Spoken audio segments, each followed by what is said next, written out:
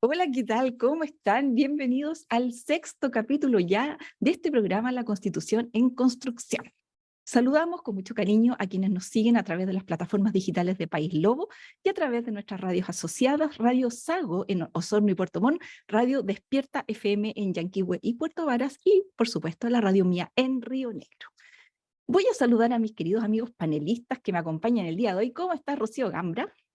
Muy bien, aquí disponible para analizar todo lo que ha pasado en la Convención Constitucional, el Consejo Constitucional que se llama ahora, pero también lo que ha pasado a nivel de Congreso y Gobierno, que hemos tenido nuevos terremotos sísmicos políticos por ahí. Sí, este país no deja de temblar. ¿Cómo estás, Héctor Maturana? Muy bien, igual que Rocío, también atento a lo que está pasando, porque en realidad no ha dejado de temblar. Muy buena analogía. No ha dejado de temblar y nos da harta entretención a nosotros, ¿eh? Nosotros pensamos que iba a ser un año de sequía y ha sido un año intenso en todas las desventuras políticas de este país, sobre todo con este Consejo Constituyente que también nos trae hartas novedades. Sí, pues, pero los terremotos, ya sabemos, en este largo y angosto país, nos permiten cada día ir edificando estructuras más sólidas. De eso se trata. Se trata de aprender a resistir los embates de la naturaleza. Pero aquí no son embates de la naturaleza, son embates que nos estamos produciendo nosotros mismos, parece. Y era complicado, amigos, partir este programa tratando de hablar de la Constitución cuando están pasando tantas cosas justamente en el día a día, porque nosotros, la idea de este programa es hacer el link, es hacer el enlace que hay entre las cosas que nos suceden en el día a día y la conversación constituyente. Está siendo opacada en este minuto esta conversación debido a los temas de acusaciones constitucionales, reforma de pensiones y tantas cosas que se están conversando, pero dentro del Consejo están pasando muchas cosas, está habiendo mucha conversación.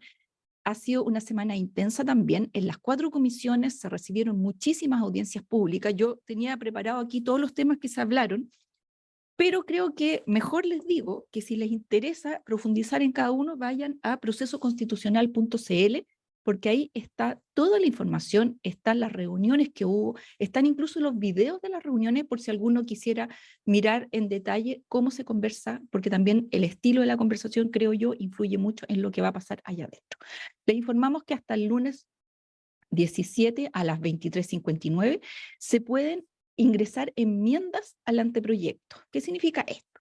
Que el Consejo tiene que empezar a votar los artículos, ¿verdad? Entonces, pueden votar los artículos como están propuestos o pueden votar artículos con enmiendas, con mejoras, con agregados, con reemplazos. Y eso es lo que tienen que ellos introducir hasta el próximo lunes, para que luego durante todo el mes de agosto empiece esta conversación y esta discusión. Están apareciendo las primeras pugnas, amigos. La primera pugna, que tiene que ver respecto de que Republicanos quiere introducir 2 nuevos capítulos completos al anteproyecto. Un capítulo que tiene que ver con las Fuerzas Armadas y un capítulo especial para seguridad ciudadana. Y desde el PC le están diciendo, a ver, no se pueden ingresar nuevos capítulos. Así que ahí apareció la primera pugna, se los digo como anécdota. Eh, ¿Y qué les parece si entramos un poco en el detalle de estas enmiendas? ¿Qué les parecen a ustedes? ¿Las han Sí. tenido la posibilidad de Espera, leer? espera, antes a mí me gustaría saber de todo el listado y todo el trabajo que hiciste de las audiencias, ¿qué audiencias a ti te llamaron mucho más, o sea, te llaman la atención para que nos cuentes ahora de qué se tratan? Yo, a ver, a mí me interesa mucho que se converse respecto de la profesionalización de los funcionarios públicos. Lo que hablamos un poco con Elisa Cabezón, que estuvo en este mismo programa, y ella nos detalló que había 11 estatutos administrativos para la gente que trabaja para el Estado y que era realmente complejo negociar, poder evaluar, poder ascender, poder mejorar en el fondo.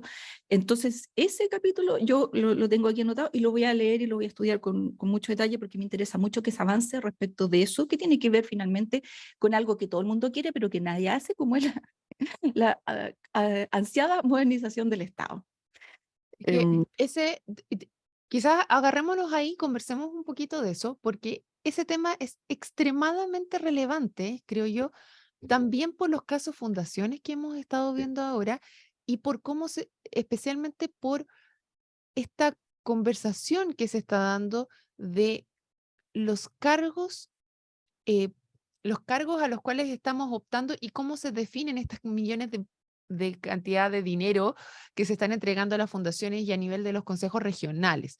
¿Por qué quiero irme a este punto? Y ya que lo pusiste, quizás es el momento de hablarlo, porque nosotras tuvimos también un programa el día viernes en el Política Podcast donde estuvimos conversando con una consejera regional de la región de los lagos, que es Andrea Iturriaga, viendo el tema aquí localmente. Bueno, para los que no saben, este programa lo grabamos en Osorno, en la región de los lagos, y nosotros tuvimos un antecedente, una gran polémica, una viralización de una noticia referente al gobernador Vallespín, por cómo se entregaron los fondos el año pasado, el año 2022, para ser ejecutados el 2023, y habían un par de fundaciones donde hay un senador de la región, que es el senador Fidel Espinosa, que ha levantado la tapa de todas las joyas que ha encontrado, y dentro de esas también de la región, especialmente con dos fundaciones que son Kimun y Participa, por el tema de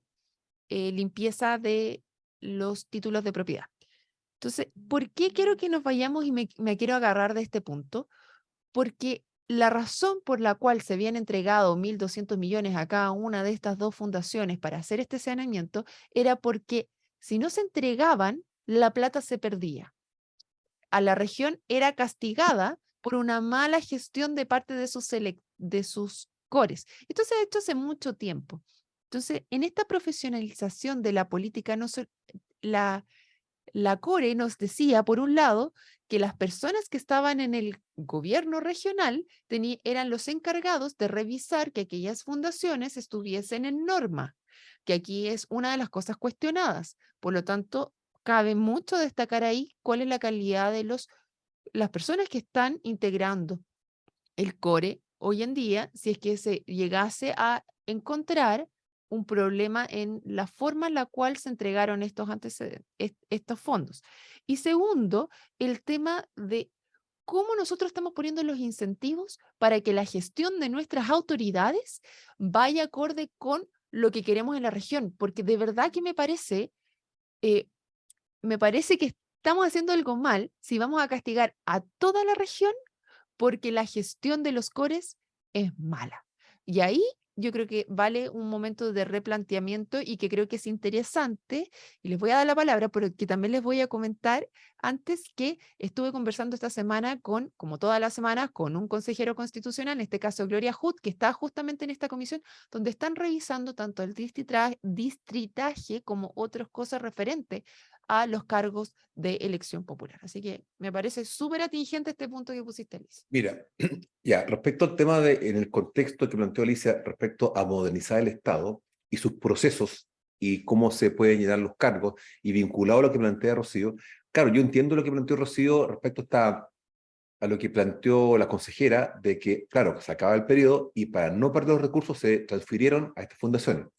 Pero más allá de la culpa de los cores, yo distingo, yo creo que, siendo justo, es ausencia de proyectos generados por las municipalidades. Es ausencia de proyectos, porque claro, cada municipio debe generar proyectos que deben ser generados por la SECPLAN, ¿cierto? Y estos proyectos se van avanzando y se va obteniendo su RS, que es que esté óptimo para poder tener asignación de platas del gobierno regional. Me extraña que es una pugna permanente política, porque en lo práctico, en política siempre se requiere dos cosas. Uno, mostrar que va a hacer algo, y dos, mostrar que lo hiciste, o sea, cortar cinta. Y todo lo que son proyectos de infraestructura, por ejemplo, menores o mayores, pasa por esa etapa, por estas dos etapas. Pero si no hay el rigor técnico de los municipios que son de la región de los lagos, que son más de 30, ¿cómo es posible que tengamos excedentes que no se van a perder? Me llama mucho la atención, y quizás habla justamente de que tenemos municipios muy poderosos, muy técnicos, y pequeños que les faltan más personas o más estructura profesional que permita poder avanzar en esto. Y ahí, una pregunta que yo hago. Si eventualmente Osorno y Puerto Montt y Castro son municipios poderosos por estructura, y los municipios más pequeños no cuentan con las personas adecuadas porque no tienen el recurso, ¿no sería posible, dentro de esta famosa modernización del Estado, que haya una mesa de trabajo con municipios más pequeños para poder avanzar en proyectos y así no tener que, en vez de perder la plata, entregarla a una fundación. No resto el mérito de la fundación y tampoco no he metido el tema de estas fundaciones de los lagos, de estas dos fundaciones, pero en rigor no puede ser que por la premura y no perderlos se la entreguemos así como así. Y yo creo que en todas partes faltan recintos fiscales, cuarteles de bomberos, CEFAM, o en fin, muchas cosas, o colegios, reposición de colegios, etcétera. Entonces me llama mucho la atención de que no tengamos en todos los lagos, en Chiloé, Puerto Montt, Yanquihue, Osorno o Palena, propuestas para invertir plata. Si tú le preguntas a todos tus alcaldes de la región de los lagos, o todos los concejales, o los dirigentes de la Junta de Vecinos, siempre hay algo que hacer. Entonces, la pregunta va más allá. ¿Tenemos los equipos técnicos pertinentes y adecuados en cada municipio que permita que se pueda desarrollar los proyectos a tiempo y en forma? Esa es la pregunta. Y ahí sí engancho con lo que dice Alicia, la famosa y mentada y necesaria modernización del Estado, para que sea más ágil y más técnico. El problema es así de grave como tú lo mencionas y más profundo todavía porque agrego a tu análisis que se supone que el CORE tiene que gastar los recursos no en lo que se les ocurra, sino que existe una hoja de ruta que se llama Estrategia de Desarrollo Regional, que es una visión que se hace con mucha participación ciudadana, un proceso muy largo, en donde finalmente se plasman objetivos.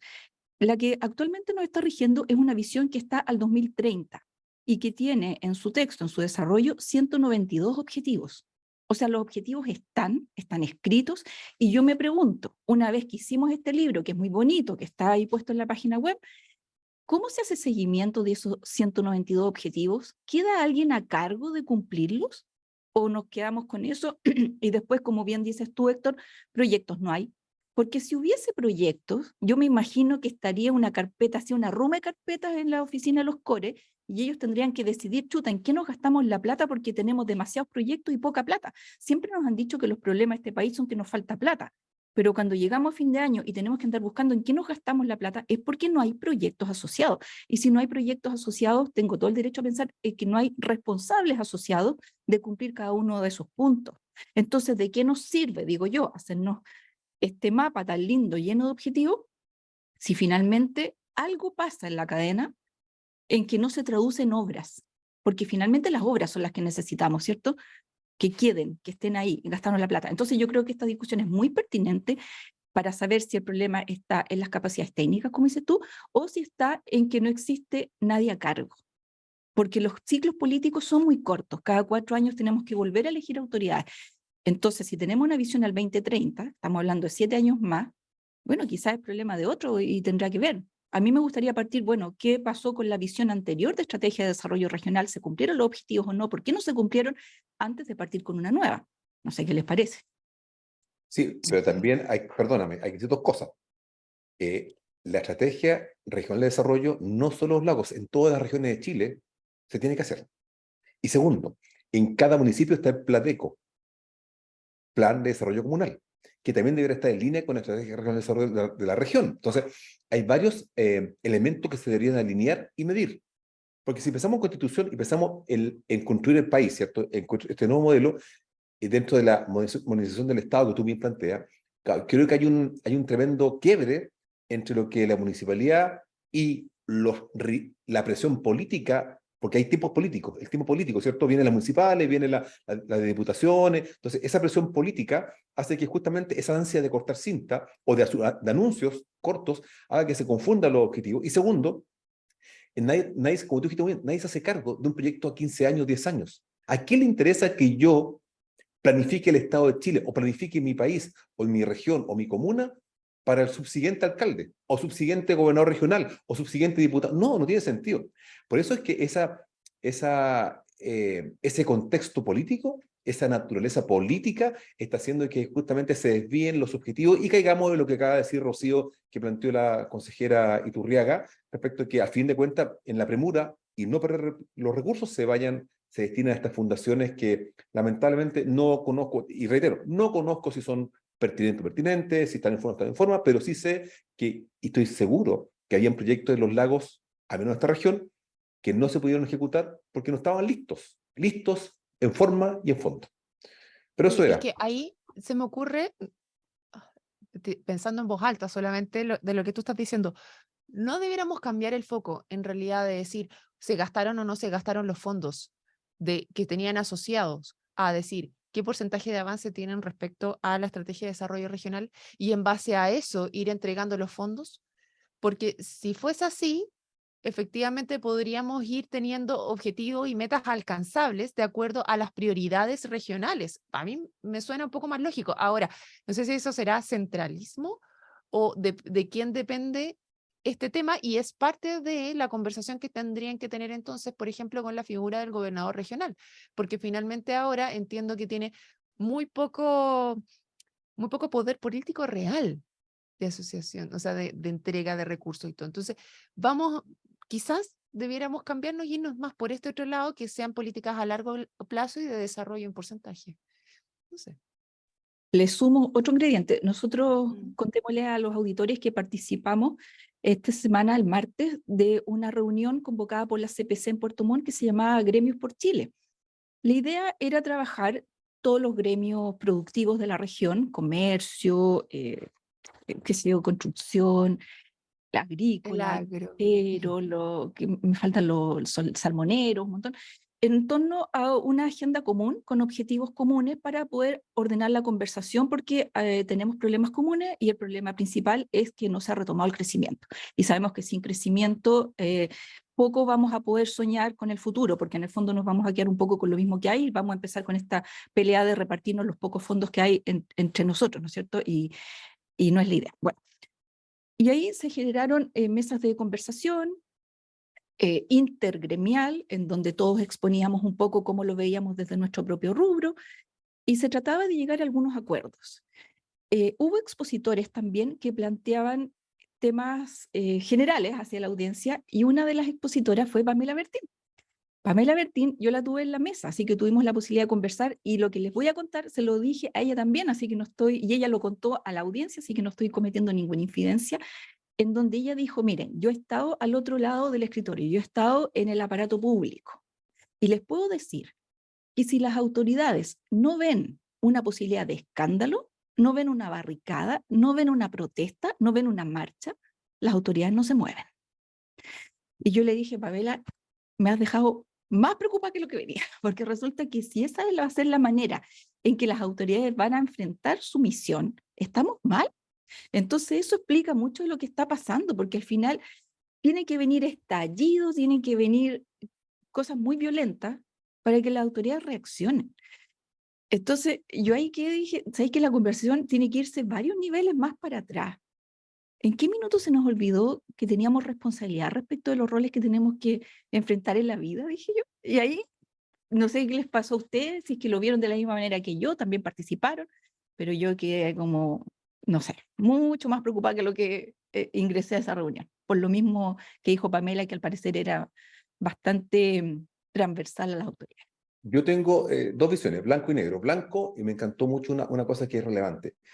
Por fin se pudo, por fin se pudo descentralizar la gestión de los gremios y se pudo hacer desde regiones. Y eso para mí es muy importante, porque todo este Gremios por Chile que se está recorriendo el país y que la CPC, que es la Confederación de la Producción y el Comercio, bajo la presidencia de Ricardo Meiwes, lo haga en Puerto Montt, ¿cierto? Y después lo haga en otra ciudad de Chile, es muy importante. Primero eso es lo blanco. Claro, y justamente la parte más triste, digamos, es la parte donde tú te das cuenta, claro, esto revela que tienes que salir a la calle. Y lo que pasó con el salmón. Salmón, recuerdan que el tema de salmón hubo una marcha de 12.000 trabajadores, y lo dijo el presidente de los salmones que estaba ahí en la asamblea, dijo, claro, ratificó.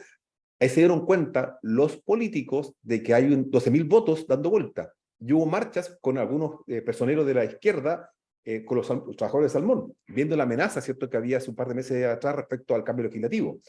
Entonces, ahí, claro, entonces ¿eso ratifica que tienes que ir a la calle para poder obtener cambio? Claro, eso es como que, oye, pero qué lástima. Yo pensaba que el Estado, nosotros el Estado, o la gente que maneja el Estado, ¿cierto?, el gobierno, tenía una visión mucho más estratégica, más técnica, y aquí se diluye. Cae nuevamente en la visión política donde cuántos votos sumo o cuántos votos pierdo.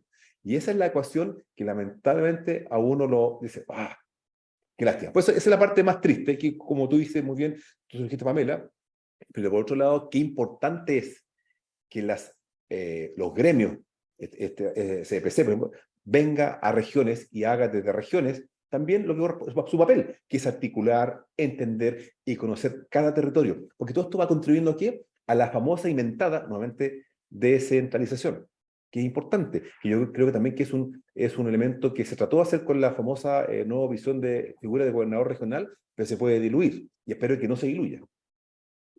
Yo aquí tengo una visión un poquito distinta a ustedes, para variar. Debe ser otra generación.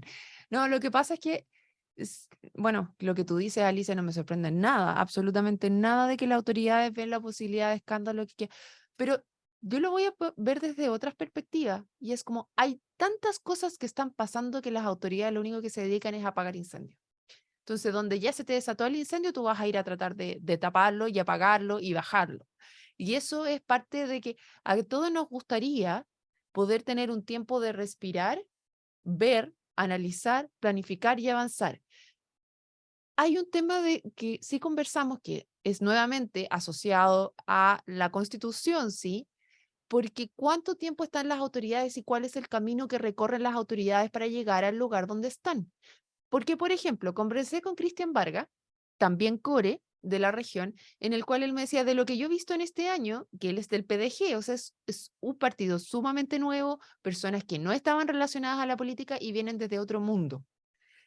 Tú en todos los trabajos que entras tienes una curva de aprendizaje, absolutamente en todos, cual es bueno y es malo porque te da una visión distinta de las cosas, pero no entiendes bien cómo funcionan dentro.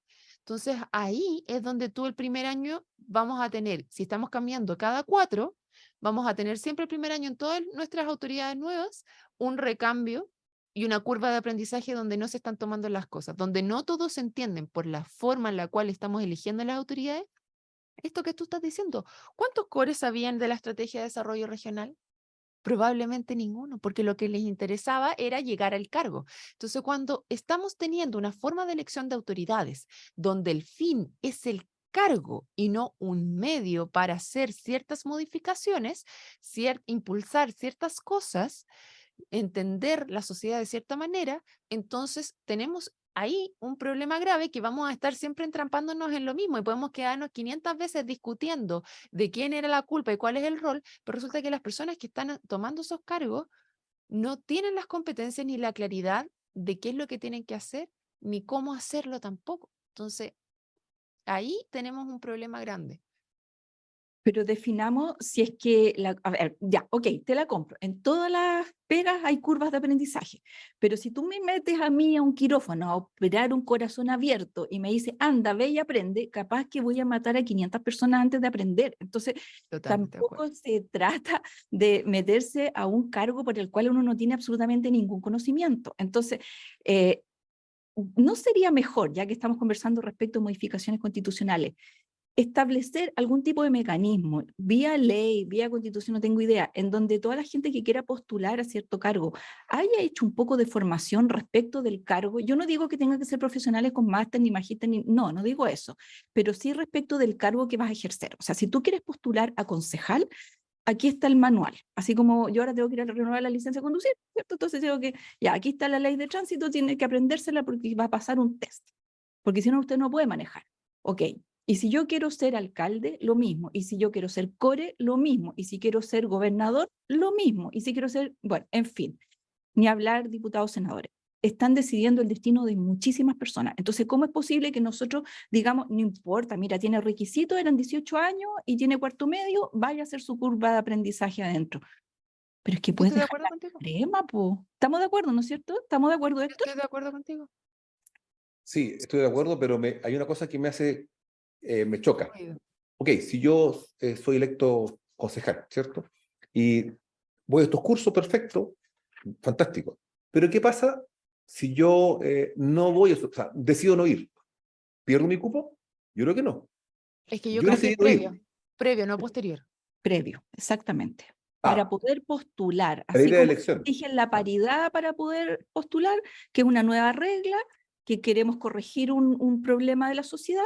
Bueno, yo creo que el problema de la sociedad y que haya gente que no tiene competencias para los cargos porque no tuvo la formación ad hoc es súper grave también y lo podemos aprovechar de corregir en este pasado, ¿no? Mm.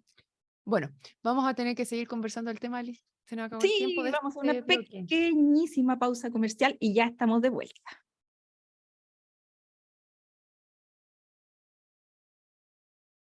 Muy bien, amigos, ya estamos de vuelta en este segundo bloque de conversación junto a Rocío Gambra y Héctor Maturana, revisando la Constitución que está en construcción. Oye, uno de los temas polémicos de esta semana fue la acusación constitucional contra el ministro de Educación. Se rechazó, pero dejó una, no sé, polvareda, ¿sí? Tremendo, levantó mucho polvo político. Dejó heridos. Creo que dejó heridos, machucados, dejó, bueno, da para mucho este tema, y como se llama acusación constitucional que tiene que ver con la Constitución, nosotros creemos que es un tema que vale la pena desarrollar, así que les cuento un poquito qué es una acusación constitucional. Es un procedimiento de naturaleza jurídico-política, que no se nos olvide, yo no tenía clara esa parte, política también, no solamente las leyes, sino que la política, que busca hacer efectiva la responsabilidad de altos funcionarios públicos.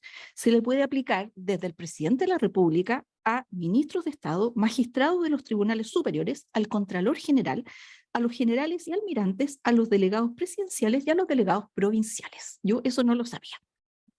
Tiene que iniciarse por iniciativa de diputados, tiene que ser un grupo de no menos de 10 y no más de 20 que presentan esta acusación constitucional. Luego se elige por sorteo una comisión de 5 diputados que revisa la procedencia o no y emite su voto y dice sí por 3 votos contra 2, por 5-0, por 4-1. Nosotros estimamos que sí procede o no procede. Bueno, de ahí se va a la Cámara de Diputados y la Cámara de Diputados tiene que pronunciarse respecto del fondo. Se aprueba con mayoría simple de los diputados presentes o con la mayoría absoluta de los diputados si es que se trata del presidente de la República. Luego, aprobada esta acusación por los diputados, va al Senado, quienes dicen va o no va, y ratifican por mayoría simple nuevamente de los miembros en la sala, si es que se trata de cualquier autoridad, o de 2/3 del Senado, si es que se trata del presidente de la República, y pasado todos esos trámites, la acusación constitucional queda aprobada. Bueno, la del ministro Ávila no se aprobó porque tuvo solamente 69 apoyos y tuvo 78 votos en contra. Fue bastante estrecha, y muchos culpan a Evópoli por haber prestado los votos para la no aprobación. Así que de ahí se desencadena una conversación muy interesante. ¿Qué les pareció a ustedes este proceso? ¿Qué, qué les dejó? Primero, en términos prácticos, respecto a lo que viene como proceso constituyente, ¿cierto? Está contemplado en el nuevo proyecto, ¿ah? Viene este concepto de acusación constitucional, viene para los ministros de Estado también, se mantiene esa figura, ¿ya? Viene conceptualmente, viene, ¿ya? Y segundo, respecto a lo que pasó, claro, habla que la derecha no está trabajando, no hay, no, no hay una posición congregada frente a un tema, indistintamente que quien sea culpable o no culpable respecto en la interna, pero creo que no hubo un bloque. No puede haber llegado a esta instancia. ¿Qué se logró al final? Mostrar una posición dividida y quebrada. Entonces, al final, ganancia, entre comillas, ganó el presidente Boric, ganó el ministro Ávila y perdió la posición. Y perdió duramente, porque teniendo todo para ganar y teniendo un contexto político súper adverso al gobierno, la verdad, se farrió el manejo.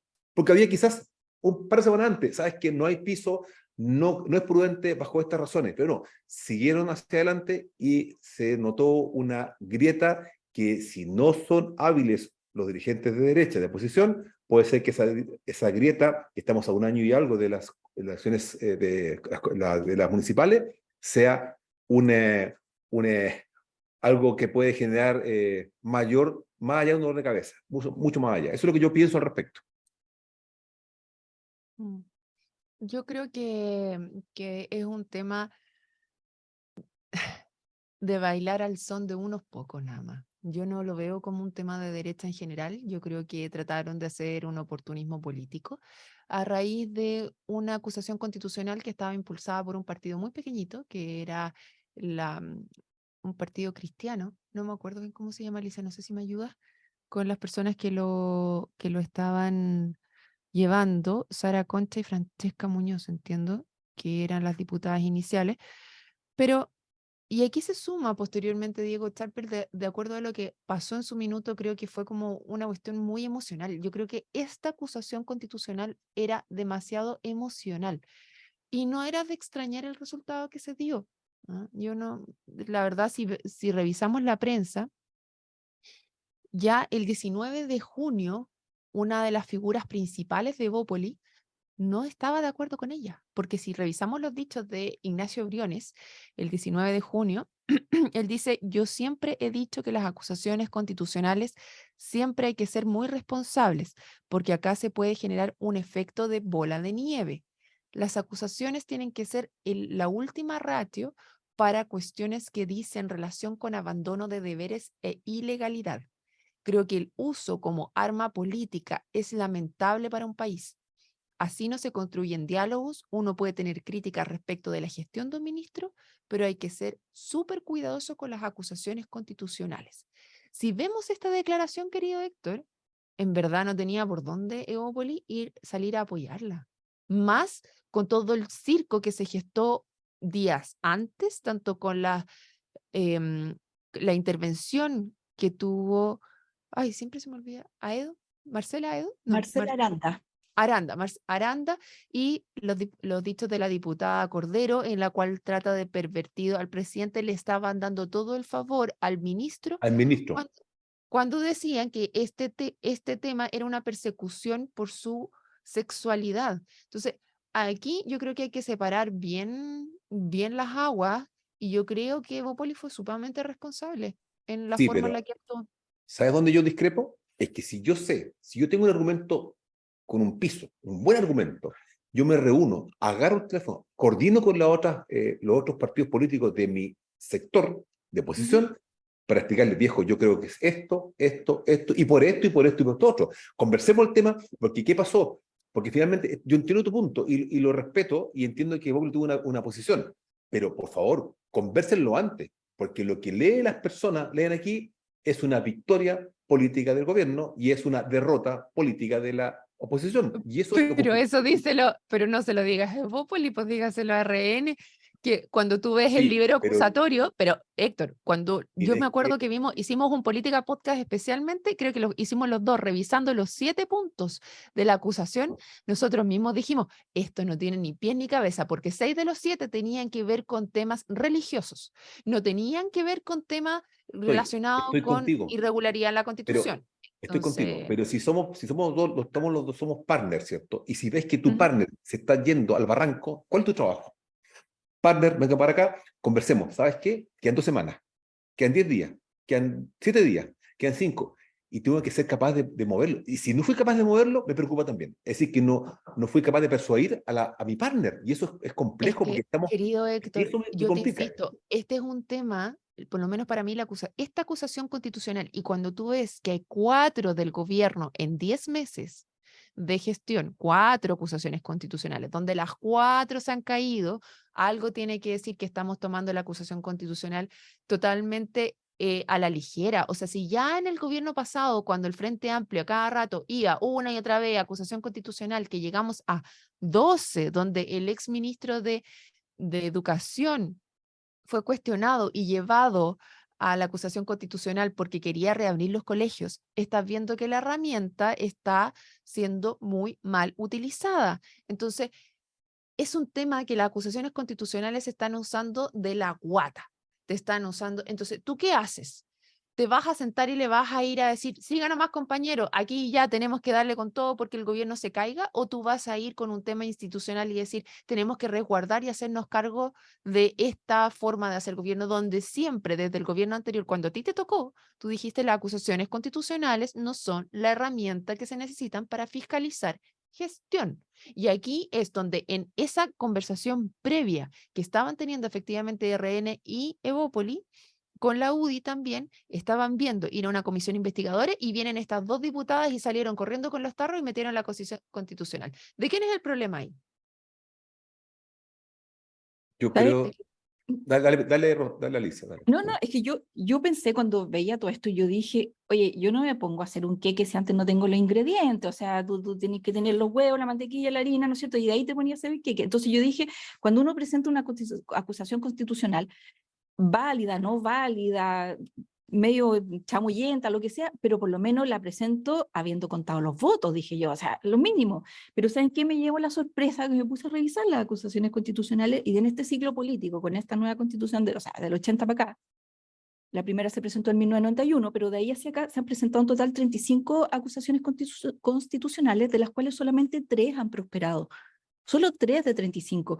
Recordemos, la primera fue en Diana marzo del Proboste. 2008 contra Yasna Proboste, la segunda fue marzo 2013 contra Harald Beyer y el Y 30 de después octubre de Chadwick. 2019 Andrés Chadwick. Las únicas 3 que han prosperado y todas las otras no. Entonces, efectivamente, esta es una herramienta que se está usando de manera casi irresponsable, yo diría, a estas alturas, porque se trata de infligir daño. Se trata como que no me gusta este ministro, votémoslo. Yo quiero ser un poquito así como popular, no sé, porque quiero tener mi minuto fama. No me explico de otra manera, amigos, porque de lo menos que se habló aquí fue de educación. Y efectivamente hay mucha gente que te dice, oye, este ministro no lo ha hecho muy bien en educación, los problemas vienen arrastrando desde hace mucho tiempo, pero él tampoco ha contribuido mucho para resolverlo, pero eso no implica que ha dejado de lado sus deberes constitucionales. Entonces, no tiene sentido la acusación constitucional, vamos por otro lado. Entonces, para mi gusto es como una forma de levantar o enterrar más bien un problema. No nos estamos nunca refiriendo al problema, nos estamos refiriendo a la figura del ministro. Cambiando el Claro, ministro, ¿se arreglan los problemas de educación? y ahí es un tema donde yo también le pregunté en la entrevista a Gloria Hood, que justo la tuve cuando pasó, al día siguiente que pasó la acusación constitucional, le pregunté, bueno, ustedes efectivamente dijeron que no van a hacer esta acusación constitucional, pero ¿van a hacer algo? Porque también es como, ok, te doy el punto de que no vas a hacer la acusación porque no es la herramienta necesaria para poder ir a ver el tema de gestión, pero ¿van a hacer algo? Y ahí me dijo, lo están evaluando si ir a una comisión investigadora, por ejemplo, respecto al caso Junaev, porque sí en este proceso hubo temas de mucha relevancia que hay que investigar y esclarecer, y eso no puede quedar solamente en el triunfo del gobierno y esto aquí se quedó porque ganamos la acusación constitucional, porque todo el resto está abierto, aquí no quedaron inválidas las otras. Y esas otras es donde ahora se le dice, ya, a ustedes se les pasó la borrachera, porque querido Héctor, yo creo que aquí fue una borrachera del momento, pues recordemos el momento en el cual se llevó a cabo esta acusación constitucional, donde estaba el tema del operativo que se había realizado para ver educación sexual y además salud de los chicos con un operativo de salud que no avisó a los papás antes de entrar y que a lo mejor en algún minuto eso era normal, pero ahora no es normal para el momento hoy en día de que los chicos se les revisen sin la autorización de los padres. Y ahí hubo un error. Efectivamente, ahí hubo un error de gestión. Ahora, ¿de quién? Bueno, eso también tiene que ser investigado, pero no es una acusación constitucional al ministro. Pero tiene que seguir investigando y esperamos que los parlamentarios no se queden llorando en el rincón y peleándose entre ellos porque no lo hicieron, sino que vayan ahora y hagan lo que tengan que hacer, seguir investigando. Pero fíjate que, es que aquí, donde yo hago el grado de preocupación, la derecha hoy día tiene el poder en el Consejo Constituyente, ¿sí o no? Sí, Sí, sin duda. correcto. Ujú. Y si tú ves que pasa de una acusación constitucional técnica a- y se lee hoy día como caprichosa, mala señal. ¿Qué, Sí, qué po. certeza me va a dar que mañana, en diciembre, que yo tenga que votar por un apruebo o un rechazo, diga, confío en este consejo liderado por la derecha? Ojo, en el primer punto. Segundo Ujú. punto, y muy complejo. Estamos a puertas de elecciones de RN, que es un actor que está en este bloque, que son UDI, Evópoli y RN. Bueno, Republicano tiene el monopolio en teoría, pero igual estos son actores gravitantes de la derecha, que tienen que colaborar, me imagino, con Republicanos para zanjar este punto de la Constitución, me imagino yo. Y esto también va a influir mucho, yo creo que la elección del presidente de RN. Y eso puede afectar también la relación que se vaya generando de aquí a diciembre. Si esto es muy corto, estamos llegando a agosto y quedan Es súper dos, interesante tres el punto meses que... para llegar al tema de diciembre, donde hay que decir apruebo o rechazo. Y yo creo que hay que aprobar. Ojalá que el documento sea decente y hay que aprobar, porque saquemos del análisis Bueno, eso político. es algo de lo que pusieron en el encuentro de la CPC, la certeza jurídica, que ojalá este proceso Exacto. se O cerrara. sea, Y quiero, concordemos, quiero perdóname. Perdón, déjame la idea. Concordemos que tú lo acabas de decir. Necesitamos tener certezas jurídicas, certezas económicas para poder avanzar, para tener probablemente en China un país con alta inversión, con trabajo y todos los signos positivos para que tenga mejor salud nuestro país. Pero si veo este escenario donde la derecha no fue un partido político en particular, no fue capaz de persuadir a otro partido político, o lo miraron en menos, o no tuvo argumentos suficientemente buenos para poder persuadir a los otros dirigentes, al final fueron muy miopes, están al borde de a 4 meses de hacer un acto que tiene relevancia y es clave para los próximos 50 años, y se lo están farreando. Y vísperas de, perdóname, año que viene en octubre, las comunales, y 2 años más vienen las presidenciales. Entonces, ¿de qué estamos hablando? Y más encima con un gobierno que está súper afectado. El gobierno hoy día está súper golpeado. En súper minuto viene está como, yo no digo que esté buena la constitución constitucional, la acusación, no he dicho eso, pero qué mal manejado de su origen, qué pésimo manejado. Yo lamento que los dirigentes de la derecha sean tan miopes, así de claro. Pero es que la derecha estás hablando de un conjunto en general y es ahí donde yo creo que es momento de hacer las diferencias. Segundo, creo que esta acusación constitucional re- respondía a un mareo asociado a los buenos resultados que se obtuvieron en la elección de constituyentes por parte de un sector en el cual nuevamente las mayorías son circunstanciales, pero aquí los nuevos políticos lo asumen como que están siendo los dueños de la verdad. Entonces, si tú estás mareado en con el poder, con esta efervescencia que se está radicando, hay algunos, y cuando tú empiezas a tomar, dices, no sigas tomando, no sigas tomando, no sigas tomando, y el que está mareado, el que está curado, siguió tomando nomás, po. Bueno, y eso fue lo que pasó ahora. Para mí esta acusación constitucional corresponde a un mareo que viene de un 63% del 4 de septiembre, un 60% de nuevo en la convención. O sea, aquí responden a mareos circunstanciales que no fueron capaces de hacer esta separación. Ahora, esto no termina aquí. Esto, como tú bien lo señalas, Héctor, va a tener una serie de repercusiones más adelante, con la elección en Renovación Nacional, con la elección presidencial también, con cómo van a estar relacionándose dentro de la convención. Esto va generando codazos, va generando movimiento en todos lados. El tema de que saliera a la palestra nuevamente el PC, que ahora ganó, pero también está cuestionado por los 50 años, todo va generando movimiento. No existe un gran articulador que vaya a decir esto está todo zanjado y va a ser así. No, todos estos pequeños hechos van marcando movimientos para adelante y lo conversamos al principio cuando Republicanos toma parte, que es cuando parte este programa. Tú dices, démosle poder a alguien para conocerlos y vamos a ver cómo esto se estructura. Bueno, Republicanos a nivel de diputación, a nivel de trabajo que están haciendo en este Congreso, en el Consejo Constitucional, son dos caras distintas de republicanos para mí, ¿ah? Porque en un lado es con lo mismo que cuando se compara la Cámara de Diputados con el Senado, tienden a funcionar de maneras bastante distintas. Y en el caso de la Cámara de Diputados es bastante más show de lo que hemos visto en estas otras dos conformaciones, ¿ah? Es bastante más circo la Cámara de Diputados. Entonces yo creo que hay que analizarlo bajo esa luz Sí, también. pero imagínate esta oportunidad, imagínate esta escena. Una semana atrás, salen los 3 dirigentes de los partidos de derecha, tradicionales, y dan un punto de prensa, donde ellos dicen que no es pertinente, no es prudente, sí, quizá hay momentos técnicos, pero creen que no es el camino adecuado. Hubieran quedado fantástico.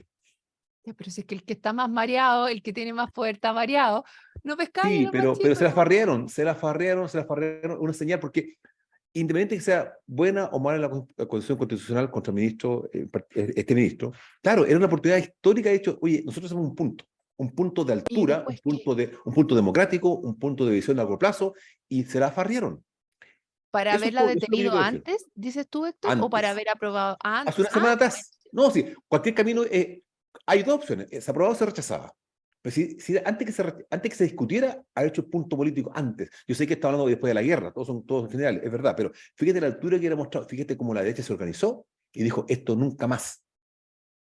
Te va a empezar a dar certeza respecto a una propuesta que ellos van a administrar con republicanos respecto No, a pero es que, diciembre. Héctor, No lo ahí es hicieron, donde no yo lo te hicieron. digo que están mareados, porque veníamos de unas elecciones donde había ganado republicanos muy fuertemente, y hay ciertos partidos que están diciendo, me están ganando, me están ganando. el poder, entonces tengo que ir a buscarlo. ¿Y quién es ese RN? Po? Tengo que ser más duro de lo que ya lo estoy diciendo, porque así voy a tener ese poder. Y bueno, te equivocaste. Po. Bueno, eso me opcionó Alicia.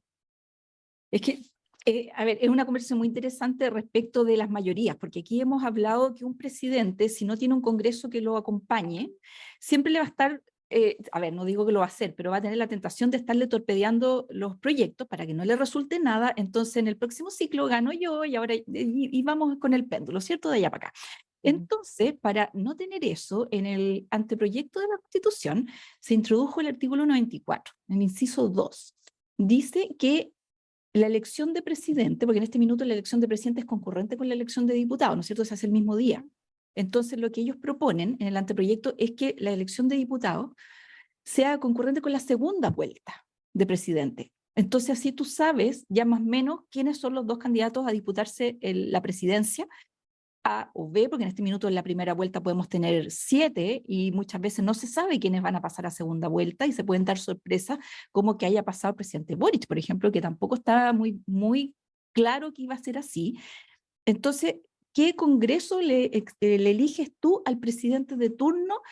Es como una Cuando sorpresa. tienes dos apuestas nomás, porque Cuando al tienes final dos tienes... es un Sí. poquito más claro. Por último, Pero es voy a hacer un comentario cómico, ¿ah? ¿ah? Es para hacer más fácil la foto. ¿Con quién me saco ¿Cómo? la foto? Claro, exacto, exacto, en el fondo es eso, en el fondo es a ver a quién yo apoyo para que me elijan a mí porque este ya pasó segunda vuelta, toda la razón. Eso es, entonces está puesto ese artículo 94 que quiere hacer concurrente la segunda vuelta con la elección de diputados, de modo que el presidente de turno tenga un congreso un poquito más favorable. Pero estamos viendo también, por otro lado, que esta herramienta de la acusación constitucional se está mal usando. Entonces un presidente con un congreso favorable que tiene mayoría en ambas cámaras, no le van a cuestionar ningún ministro, entonces va a tener bastante poder, ¿no es cierto? Entonces, desde Chile Vamos y republicanos en este minuto están evaluando esa norma y están tratando de que esto se revierta y no pase esta norma, sino que se vuelva al sistema original, que la Cámara de Diputados se elija y los senadores que corresponden en ese periodo se elijan en la primera vuelta presidencial. Así que es un Igual que debate ahora. muy interesante, igual que ahora. O sea, tiene que ver respecto de si es bueno o es malo concentrar tanto poder en una coalición. ¿Qué opinan ustedes? Interesante, no había visto esta arista, pero sin duda es parte de la conversación política que se tiene que ir dando, porque todo tiene sus pros y sus contras. Yo creo que nada es bueno o es malo per se, pero sí hay que ser muy consciente de cuál es el mecanismo, cuáles son sus falencias para hacerte cargo de esas falencias después, en el caso que no te esté resultando y poder corregir el rumbo. Es muy interesante. Y la política también es dialogar y también velar por las minorías. Velar por las minorías. Entonces también todo esto se empieza a conjugar de buena forma y debiera ser así, creo yo. No sé qué crees Una, tú, Alice. totalmente. Respecto de eso que tú dices, Héctor, del diálogo, después de que se rechazó la acusación constitucional, que ando trabada de lengua, en las redes vimos traidor, cobarde, unos epítetos increíbles a la gente que no vota como yo quiero que voten. Da lo mismo de la situación que se trate, pero si tú no votas como yo voto, te cancelo, te funo, te trato lo peor. Y ahí yo digo, ¿esas personas creerán que le están haciendo un favor a la democracia? O sea, realmente se nos olvidó que podemos tener posiciones distintas y como bien dice Rocío, todo tiene pros y contras y la gracia de la conversación es tratar de entender por qué el otro ve contras donde yo veo pros y viceversa y tratar de llegar a un acuerdo. Se nos viene un debate peludísimo, complicado respecto de pensiones, porque está viendo ahí que si el 6%, que si el 4%, que si el 1%, que si a capitalización individual, que si a cuenta solidaria, en fin, cuando la pregunta que nos tenemos que hacer es por qué se están obteniendo en el mundo, no solamente en Chile, en el mundo rentabilidades tan bajas en este minuto, que no son las que tuvimos en el pasado. Con esas rentabilidades tan bajas, si queremos llegar con el mismo monto al final, tenemos que ahorrar el doble o el triple de lo que lo veníamos haciendo. Este es un fenómeno mundial, no solamente le pasa a Chile. Entonces, esa es la conversación en vez de empezar a atacar, porque yo también vi que atacaron a Gloria Hood de manera muy visceral, porque ella dijo, yo me abro a una conversación respecto de ese 6%, dijo eso y bastó para que le incendien la pradera. Entonces, ¿Qué mal le está haciendo a todo este proceso olvidarnos de conversar, entender al otro y llegar a acuerdos? Es parte, lamentablemente, de estos tiempos y sobre todo esta red social que te gusta tanto a ti, Alicia, Twitter. Pero en Twitter, Instagram y Facebook yo no lo he visto tanto, pero en Twitter es Twitter. sálvese quien pueda. Es una carnicería, ¿cierto? Sí, Oye, pero es sí. que, claro, carnicería o no, es lo único que tienen las autoridades para fijarse y empezar a tomar postura, po. Es que lamentablemente lo que hablamos No, ahí hay un recientemente, error, ¿ah? o sea, yo he O sea, si tú visto empiezas a gobernar por Twitter, es que de sí se verdad que hace, estás muy equivocado. pero es que No. así se hace. Rocío, si la gente al final, ¿por qué espera la cadena del lunes? Porque en Pero no sé. función de eso van tomando ¿Por qué la temperatura. esperamos? Bueno, nosotros, porque a nosotros nos Ya, encanta pero es comentar que, lo que está pero pasando, pero Cadem no es lo mismo que Twitter, porque está súper marcado que las encuestas de Twitter no representan No. lo que pasa a no, nivel nacional. De hecho, querida Alicia Esperina, te quiero dar ese punto. Las personas donde más se informan es Facebook aquí en Chile y no Twitter, para que lo tengas como pero a antecedente. quién le creen más es al mensaje que le llega por WhatsApp del amigo. Ya, ok, pero eso no necesariamente es Twitter. No, pero uno agarra un Twitter, lo pone en un WhatsApp, le pones un video, le pones música. De hecho, conversamos, Rocío, lo de la doctora Cordero, en donde tú me dijiste, pero si esta conversación fue hace mucho tiempo. Y yo te dije, pero si no fue cuando ya estaban conversando la acusación, es que Ah, sí, pues, pero fue una te semana arman antes. un caso, te lo presentan de cierta manera y yo me la tragué enterita. Entonces, esa manera de reaccionar frente a las historias que te están compartiendo por WhatsApp, por Twitter, por donde sea, no le echemos la culpa a la plataforma, en el fondo echemos la culpa a las intenciones de la persona que está detrás, son terribles, nos alejan del largo plazo. Por eso digo, levanto ese punto nomás. Ah, claro. Sin duda, ahí tenemos que ser muy conscientes de que esta información y cómo nos llega, tenemos que sopesarla en la justa medida también del canal, de la información de dónde viene y todo eso. Pero bueno, querida Bueno, Alicia. y se nos acabó el tiempo, implacable. Así que muchas gracias, Rocío, muchas gracias, Héctor, y a ustedes que se sumaron a esta conversación también, muchas gracias, y los esperamos la próxima semana en un capítulo similar.